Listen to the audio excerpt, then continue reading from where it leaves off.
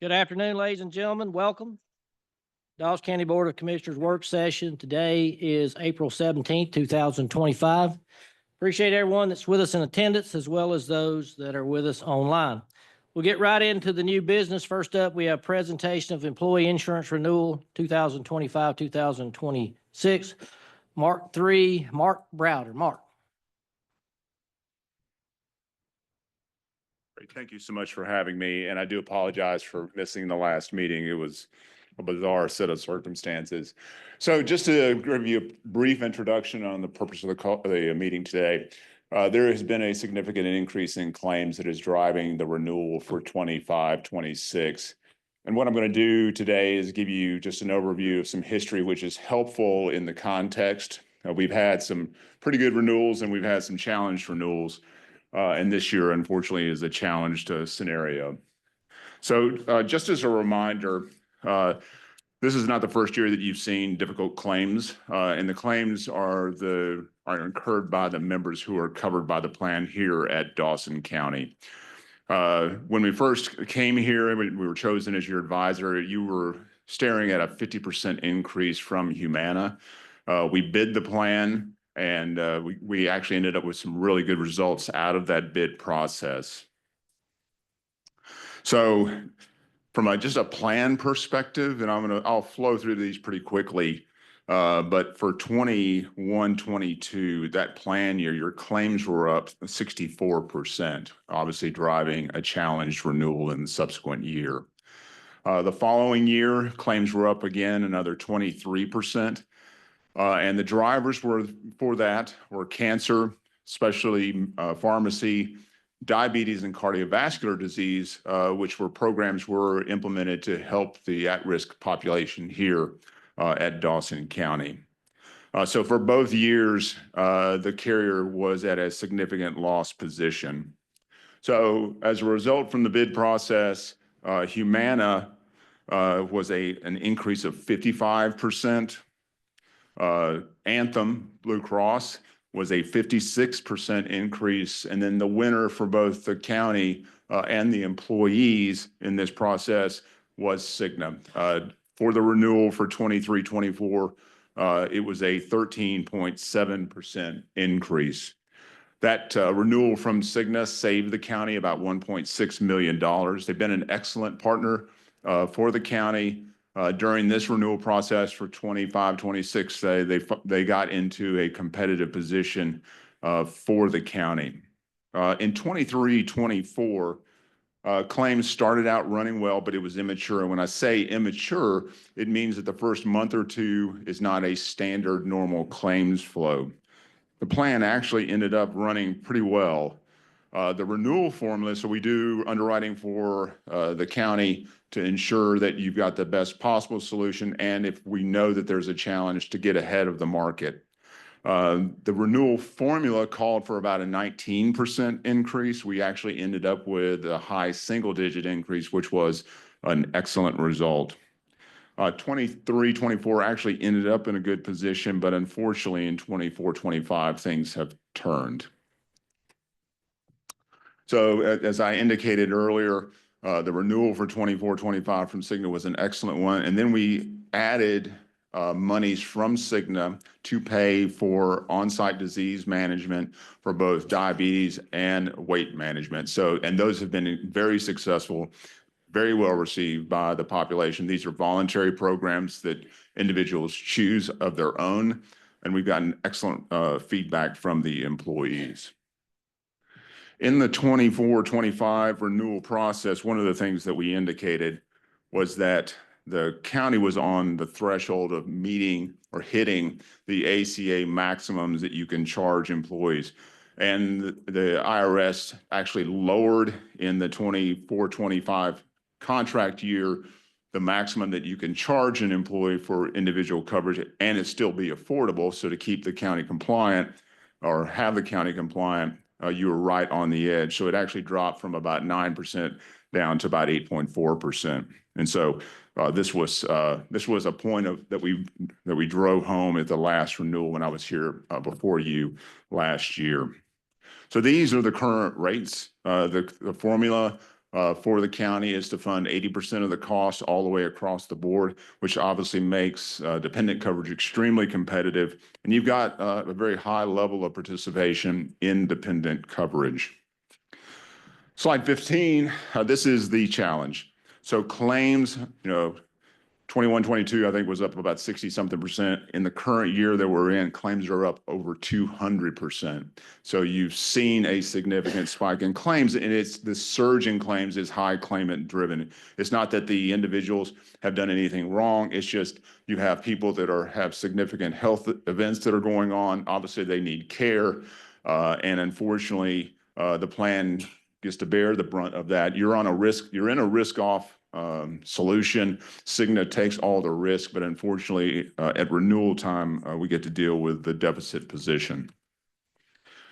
So de-identified, but just to give you sort of a sense of the scale of the claims, you got individuals that are over $300,000, and these are single individual people. And this sort of layout of where 6% of the population is driving 63% of the claims. So these 27 people have almost in total $4 million in claims is not unusual. And it's unfortunately what happens when you get into a scenario where people have significant need. The cost for services are, of course, pretty staggering. The other thing is that, which is important to know, is typically spouses are the most costly, then employees, then dependents. But in this current contract year, your dependent claims cost is extremely high relative to the norm. So in the renewal expectation, we saw a mid 20% increase coming. We bid the plan. And we got feedback from the market. Cigna originally started out at a 33% increase, which of course was not in a competitive position relative to the bid process. Aetna was out of the box, probably the most competitive at 24%. United Healthcare came in at 41%. So that sort of gives you an indication of how the market was viewing your claim challenge. Anthem was in the high 20% range. And then we ultimately ended up in a low 20% range with Cigna. And when you take the funds that they're giving to support the wellness strategy, it really drives you down into the high 21% increase, which of course is not insignificant in and of itself. Unfortunately, this is a very difficult year. We've got clients in Georgia that are seeing claims costs that are driving claim spikes into the 40% range. So it's a very difficult year in general. So I mentioned the ACA minimums. The threshold is now 9.02% for 25. So the household combined gross earnings of individuals at that threshold for the plan to be considered affordable for individual coverage cannot exceed that threshold. Unfortunately, the 80/20 formula does not work. It is out of compliance. So we're giving you some options on how to fund this or the model to use for this. And so I don't know if the manager has given you a recommendation on this, but we can talk about this in the next couple of slides. So to stay compliant, the maximum you can do from a threshold perspective is 90/10 on employee only. You can continue with the model of 80/20 on family coverage that keeps you compliant and ensures that you're not going to fall out of a compliant position. That increase to the county is 39% for this model, and it represents about $1.1 million, which of course is a significant amount of money and not very easy to deal with in a challenged budget environment, which a lot of our clients are seeing for the 25-26 plan year. The other model is a 90/10 split, where it's 90/10 across the board. It maintains a consistent strategy, a consistent formula across all tiers. The one advantage from the employee population is it does insulate them from the cost of the increase. So but it's not free, of course, because the county's picking up the other side of that. And that results in a 39% increase in county funding, or about $1.5 million, which again is very difficult to absorb in a challenged budget year. From I mentioned to you earlier in 23-24, one of the things that we were targeting was obesity and diabetes, which are two impactable disease states. There's lots of tools that are now available. I think everybody's heard of GLP-1s. They're not the only strategy that's available. There's coaching, there's education, there's partnership with the members who wish to participate. But there's been great success on the employee side, and really good feedback and gratitude for the commissioners to offer this program to help them do better. And in many cases, people need help to do better. The diabetes program provides employees with the ability to, that are participating in the diabetes program, to obtain those medications at no cost, which removes barriers, increases compliance and adherence, and ends up with consistently lower A1Cs, which is the measurement for blood sugar over a 3-month period of time. It is really, it's a highly successful strategy that we've deployed with probably 40 or 50 other customers. And they get coaching, interaction, support, translation of what their disease state and what it all means, and helping that individual not replace their endocrinologist as their physician, but to support that and to work with their endocrinologist in a collaborative strategy. And then finally, the weight management program, very intensive. They receive quarterly visits from the clinical pharmacist. There's also virtual visits that are available, group support. There's weekly check-ins, which really works as a diary to help them communicate what's going on, what they're struggling with, and helps their clinical pharmacist interact with them and provide guidance and coaching. And then there's digital scales. I myself would not want to participate with digital scales. I have another customer that I told her that, and she said, well, Mark, I've got 2 scales, off the books and on the books. She said, during the week, I'm stepping on the off the book scales, so I know how I'm doing as I come up to the end of the week, and then I jump on the digital scales.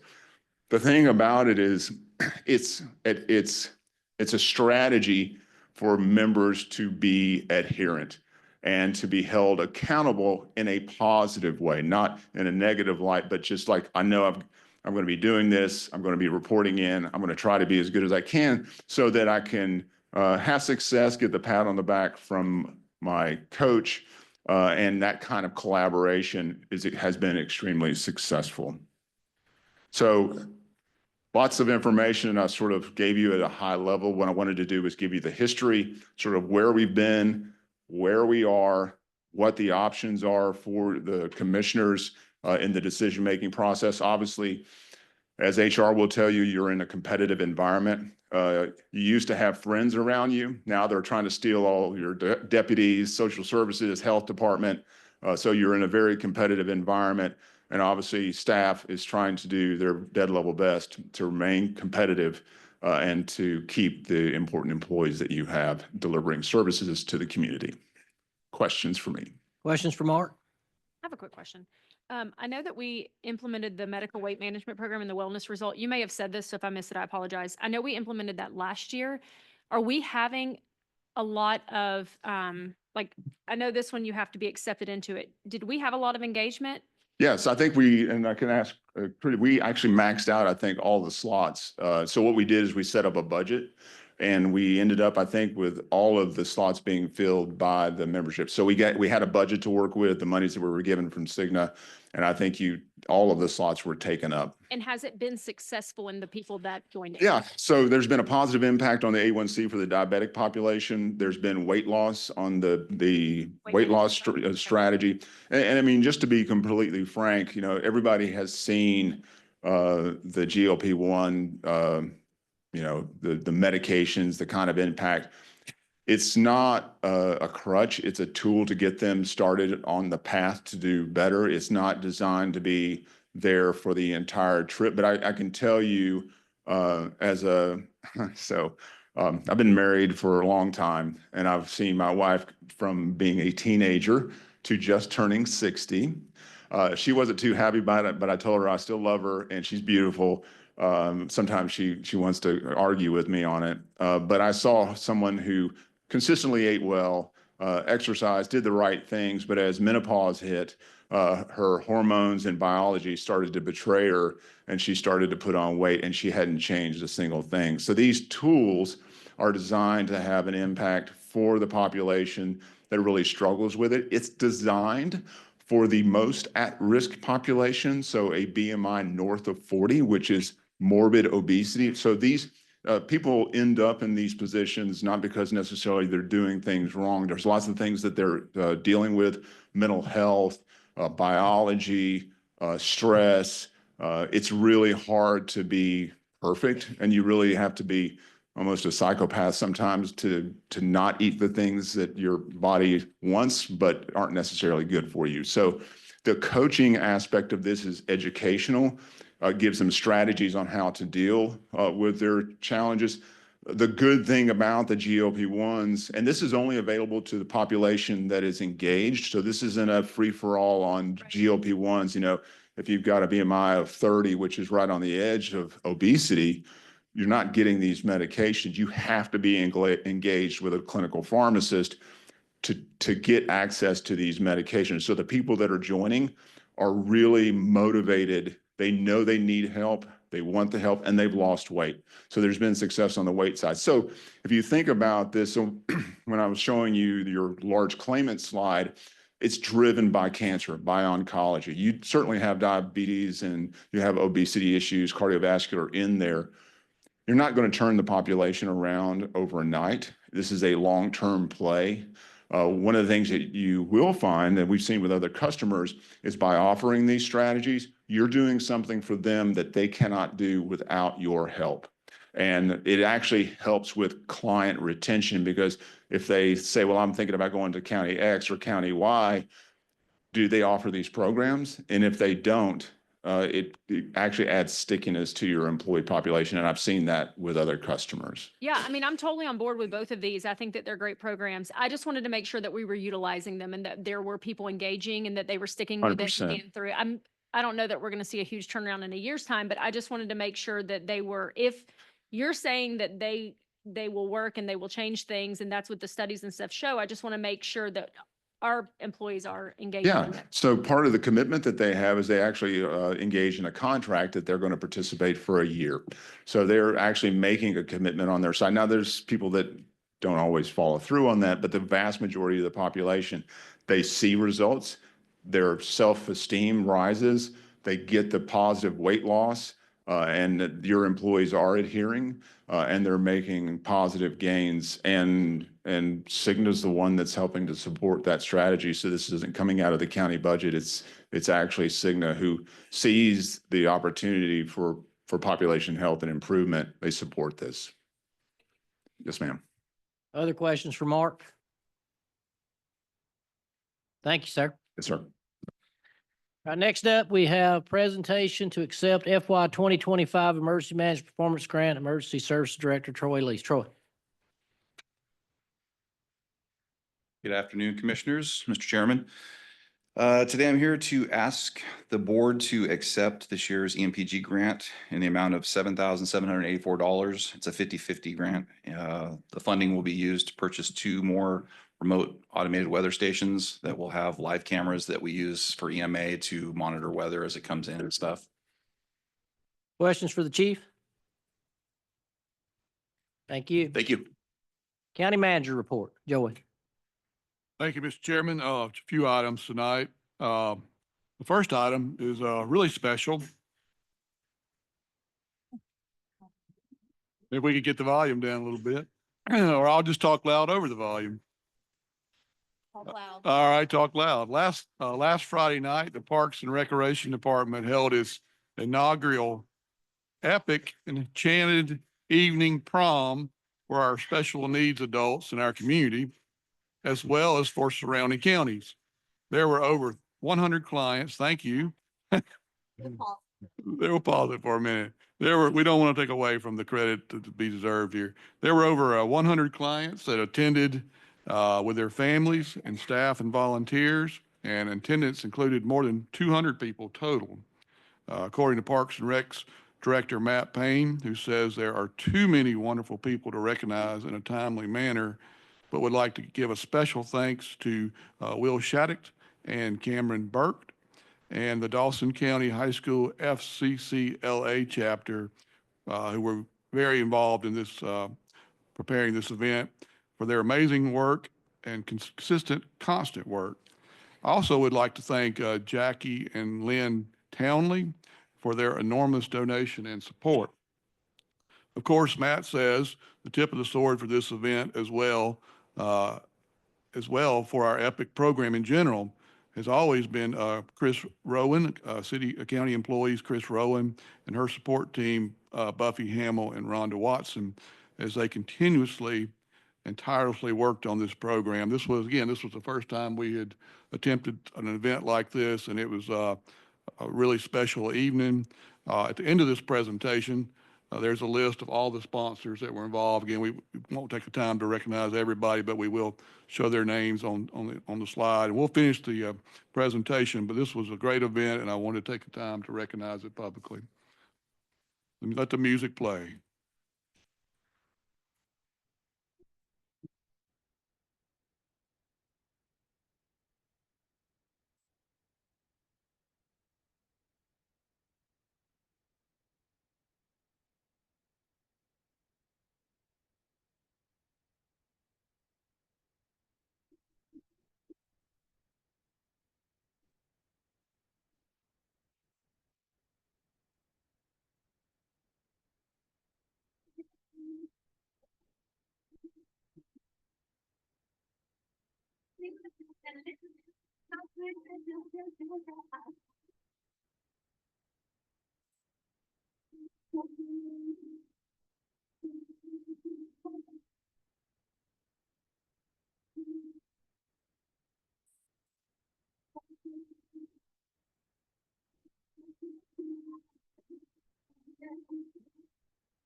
And again, this last slide recognizes all those that helped participate in this event.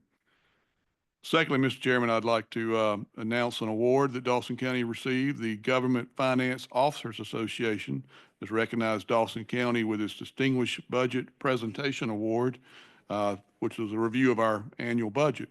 In order to receive this award, an entity must satisfy nationally recognized guidelines for effective budget presentations. These guidelines are designed to assess how well an entity's budget serves as a policy document, a financial document, and an operations guide and communication device. Budget documents must be rated proficient in all 4 categories and the 14 mandatory criteria within those categories to receive this award. So special recognition to our finance department for their annual budget presentation and for this award the county received. And leading right into that, my third item, I have a very, very special recognition and announcement tonight. Most everyone is aware, and our Chief Financial Officer, Vicki Nykerk, is retiring effective next week, April 25th. And I would take this a moment, if you allow me, to Vicki, just personally thank you. You deserve music too, Vicki. You do. I just want to personally thank her for her support, being a great professional sounding board for me as I onboarded the past couple of years.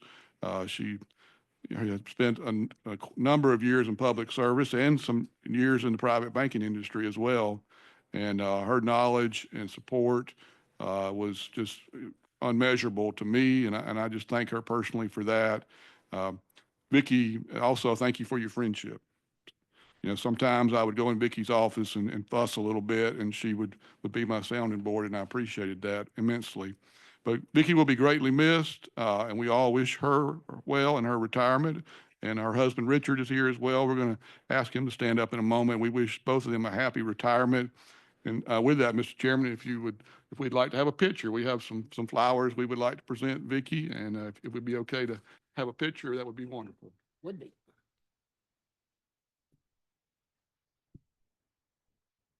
Come on up. We're gonna make, Richard, you come up too, Richard. Make the picture.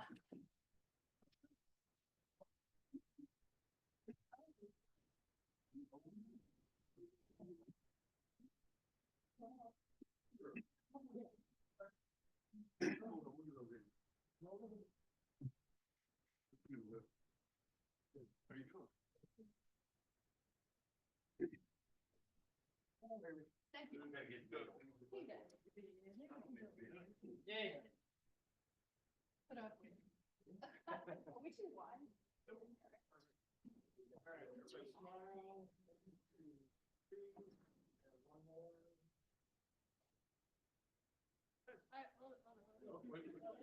Now get the rest in there.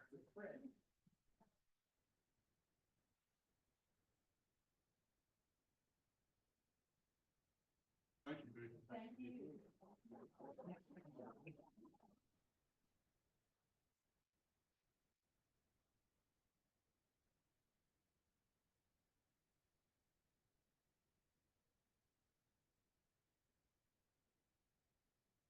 That concludes my report, Mr. Chairman. Thank you, sir. Vicky, I just wanted to add that I appreciate your leadership and all the things that you've done. You know, I've been here 8 years and you've been a sounding board for me and taking the time to explain finance things that sometimes are pretty daunting to look at. But thank you for all you've done for this community. And I know that in every conversation we've had, your passion is for Dawson County. And so I appreciate that. I'm not going to talk because I'll cry, but it's been a fun 9 years and I'm so proud for you. And I want to say too, Vicky and I have, and her staff have worked for the 8+ years that I've been chairman on creating a budget for us to look at and to move forward. And I may be the one that presents it, but they helped me get it together because without her and Natalie and the staff, that would not be a possibility. So Vicky, I wish you very well in your retirement. I hope you and Richard have lots of fun and get to travel all over the place and do things. You will be missed. There is absolutely no doubt about that because you are a professional and do an excellent job, and you have kept our finances in the best shape that they've ever been in. And so I appreciate all your work. Let's give her another hand.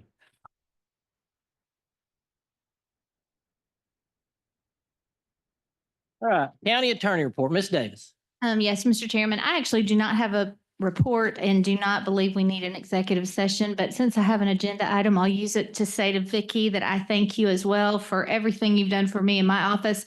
When lawyers call and have to bug staff members for documents and data, it can be grueling, and you've always been so quick and responsive and efficient and perfect with that. And I'm so, so grateful. You made my job really easy. You're going to be very missed. Thank you, ma'am. All right, so that concludes our work session. We're going to take about a 10-minute break and we'll be back to begin the voting session. Thank you for your attendance.